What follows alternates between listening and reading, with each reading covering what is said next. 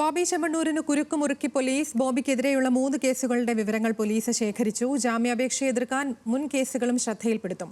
Lottery തട്ടിപ്പ് കേസും വഞ്ചനാ കേസും അടക്കം കോടതിയിൽ ഉന്നയിക്കാനാണ് പോലീസിന്റെ തീരുമാനം. സഹിൻ ആന്റണി ഉണ്ട് വിശദാംശങ്ങളുമായി. സഹിൻ, എല്ലാ പഴുതുകളും അടച്ചുള്ള നീക്കമാണ് പോലീസ് നടത്തുന്നത്, അല്ലേ?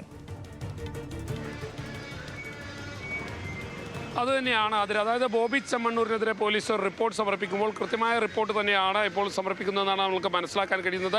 ബോബി ചെമ്മണ്ണൂരിനെതിരെ നിലവിൽ വഞ്ചന കുറ്റമുണ്ട്, കൂടാതെ ലോട്ടറി തട്ടിപ്പുണ്ട്. ബോച്ചറ്റി എന്നുള്ള പേരിൽ ഇദ്ദേഹം ഒരു ചായ പൊടി ഇറക്കുകയും ആ ചായപ്പൊടിയിലെ ഒരു സമ്മാന കൂപ്പൺ നൽകാമെന്ന് പറഞ്ഞുകൊണ്ട് ആളുകളെ കബളിപ്പിച്ചു എന്നുള്ളതാണ് പരാതി. എന്തായാലും ലോട്ടറി തട്ടിപ്പ് കേസ് നിൽക്കുന്നു, കൂടാതെ വഞ്ചന കേസ് നിൽക്കുന്നു. ഈ കേസിൻ്റെ എല്ലാം വിശദാംശങ്ങൾ പോലീസ് ശേഖരിച്ചു. ആ റിപ്പോർട്ട് കൂടി സമർപ്പിക്കാനാണ് പോലീസ് തീരുമാനിച്ചിരിക്കുന്നത്. മാത്രമല്ല, ഇദ്ദേഹത്തിനെതിരെ നിലവിലെ എടുത്തിരിക്കുന്ന കേസിൽ കൂടുതൽ വകുപ്പുകൾ ഉൾപ്പെടുത്തുന്നതിൻ്റെ ഭാഗമായി ഹണി റോസിൻ്റെ മൊഴി ഒരിക്കൽ കൂടി രേഖപ്പെടുത്താൻ പോലീസ് തീരുമാനിച്ചിട്ടുണ്ട്. ഇതിനിടയിൽ രാഹുൽ ഈശ്വറിനെതിരെയും ഹണി റോസ് രംഗത്ത് വന്നിട്ടുണ്ട്. രാഹുൽ ഈശ്വർ ക്രൈം ഓർഗനൈസറാണ്.